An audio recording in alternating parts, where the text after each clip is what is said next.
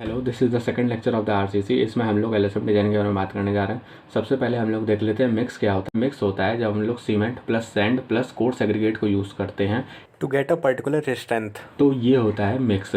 तो IS code ने दो तरह के मिक्स बताए हैं, एक होता है नॉमिनल मिक्स, दूसरा होता है डिजाइन मिक्स।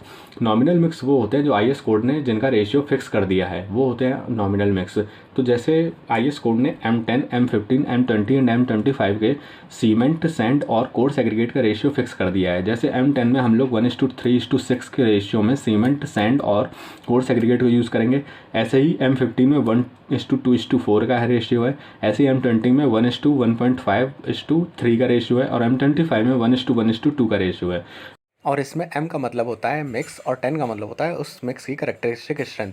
फॉर एग्जांपल जैसे M10 है तो M10 मतलब इस मिक्स की करेक्टरिस्टिक स्ट्रेंथ 10 होगी। M25 है तो इस मिक्स की करेक्टरिस्टिक स्ट्रेंथ 25 होगी, 25 न्यूटन पर mm² होगी। डिज़ाइन मिक्स हम लोग तब यूज़ करते हैं जब हमको M25 से ज़्यादा की स्ट्रेंथ चाहिए होती है। उस पर्टिकुलर स्ट्रेंथ को अचीव करने के लिए हम लोग सीमेंट सैंड और कोर्स एग्रीगेट के रेशियो को अपने हिसाब से चेंज कर सकते हैं। नेक्स्ट है minimum grade for RCC work equal to M20।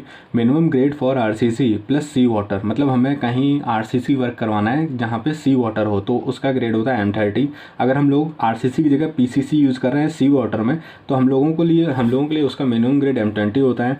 अगर हम लोगों को प्री टेंशन में इस आरसीसी यूज़ करना है तो उसका ग्रेड M40 होता है, और हम लोगों को पोस्ट टेंशन में आरसीसी यूज़ करना है तो उसका ग्रेड M30 होता है। बट आई रिपीट, ये मिनिमम ग्रेड है। आरसीसी में हम लोग दो तरह के एग्रीगेट यूज़ करते हैं। फाइन एग्रीगेट जिसका साइज़ 0.075 mm से 4.75 mm के बीच होता है, और दूसरा होता है कोर्स एग्रीगेट जिसका साइज़ 4.75 mm से 20 mm के बीच में होता है। डिज़ाइन कंप्रेसिव स्ट्रेंथ क्या होती है? डिज़ाइन कंप्रेसिव स्ट्रेंथ होती है सबसे पहले तो हम लोग देख लेते हैं करेक्टरिस्टिक स्ट्रेंथ FCK क्या होती है। FCK वो स्ट्रेंथ होती है जो हम लोग 15 centimetre into 15 centimetre into 15 centimetre के क्यूब पर लैब में पर्टिकुलर कंट्रोल्ड कंडीशंस पे टेस्ट करके जो स्ट्रेंथ क्यूब की निकलती है या जो हमारे कंक्रीट की स्ट्रेंथ निकलती है वो होती है FCK। तो लेकिन जब हम लोग फील्ड पे उस कंक्रीट को लेकर के जाते हैं तो हम लोग अब वहाँ पे फील्ड पे तो क्यूब नहीं यूज़ करेंगे ना। हम लोग तो वहाँ पे उसके बीम बना रहे हैं, उसकी स्लैब बना रहे हैं, उसके बड़े बड़े स्ट्रक्चर बना रहे हैं। तो उस साइज कंसिडरेशन के लिए हम लोग वहाँ पे उस FCK में 1.5 का फैक्टर ऑफ सेफ्टी लगा देते हैं। तो जिससे कि जो स्ट्रेंथ हो जाती है, अब जो नई स्ट्रेंथ हो जाती है हमारे कॉन्क्रीट की, वो हो जाती है 0.67 FCK। फिर आता है factor of safety quality control का। जब हम लोग मिक्स मिला रहे हैं तो ऐसा ज़रूरी नहीं है कि हम लोग मिक्स जो चाह रहे हैं हर बार वही मिक्स मिल जाए, उतनी ही टारगेट स्ट्रेंथ का मिक्स हमको मिल जाए। हो सकता है कुछ गड़बड़ हो जाए, तो हम लोग उस चीज़ से भी बचने के लिए एक फैक्टर ऑफ सेफ्टी 1.5 का फिर लगा देते हैं। तो उससे जो फाइनल डिज़ाइन कंप्रेसिव स्ट्रेंथ हमको मिलती है वो हो जाती है 0.45 FCK। नेक्स्ट है डेंसिटी ऑफ कंक्रीट। पीसीसी की डेंसिटी होती है 2400 किलोग्राम पर मीटर क्यूब या 24 kilo newton per metre cube.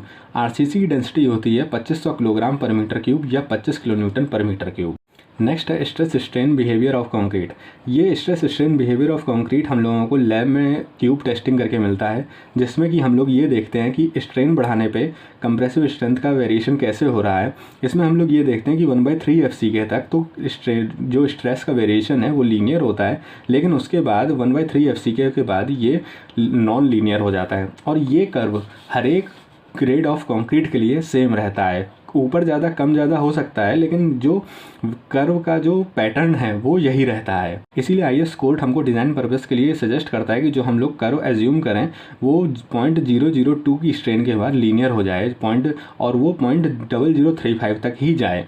तो हम लोग ये देखते हैं कि जो स्ट्रेन का वेरिएशन जैसे जैसे बढ़ रहा है, तो जब स्ट्रेन 0.002 तक जो स्ट्रेस है वो पैराबोलिक रहती है और उसके बाद 0.0035 तक ये लीनियर हो जाती है।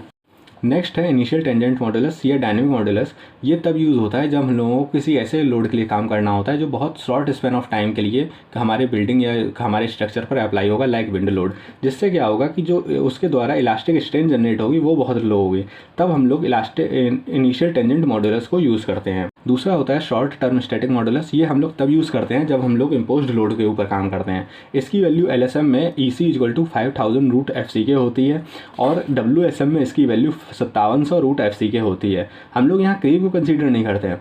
यही मॉडुलस इलास्टिसिटी ऑफ कंक्रीट या सीकेंट मॉडुलस ऑफ कंक्रीट के नाम से भी जाना जाता है। नेक्स्ट है लॉन्ग टर्म और इफेक्टिव मॉडुलस। इसमें जो होता है, इसमें हम लोग क्रीप कोफिशिएंट को देखते हैं, जिसकी की वैल्यू होती है E C theta equal to E C upon 1 plus theta. E C just हम लोगों ने अभी देखा 5000 रूट एफ सी के अपॉन 1 प्लस थीटा। जो क्रीप होता है वो स्ट्रेन ड्यू टू सस्टेन्ड और परमानेंट लोडिंग की वजह से होता है, जिसकी वैल्यू होती है theta equal to ultimate creep strain upon elastic strain at the age of loading.